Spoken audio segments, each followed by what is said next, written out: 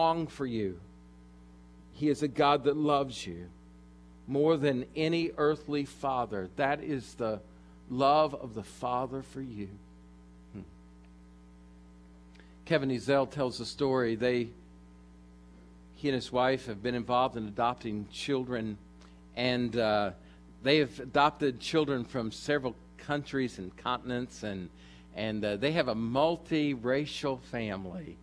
And Kevin's now the new head of the Home Mission Board, the North American Mission Board. And one of the little boys that they adopted is from Africa, and he's about 7 years old. And when they adopted him, he was about 7 years old, and he came to live at their home. He had lived in an orphanage, never knew a mom or a dad. And so they adopted him, made him part of their family. And Kevin said, you know, as is custom in our house, I'd go in and pray with the kids. And we'd have prayer with them at night if we could, at all possible, and tuck them in and talk with them. And he said, I'd go in to see my new son, and said, after he had been in our house for a while, he said it was a recurrent thing he kept saying every time I tucked him in at night. So I'd tuck him in at night.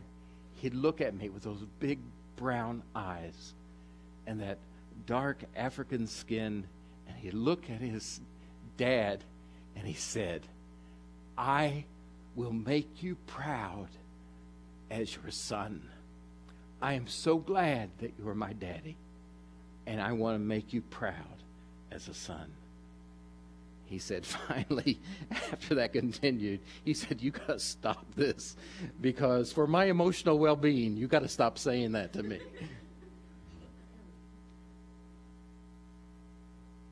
Listen, you were adopted by God. And holiness is about loving our Father who's adopted us and loved us with an everlasting love.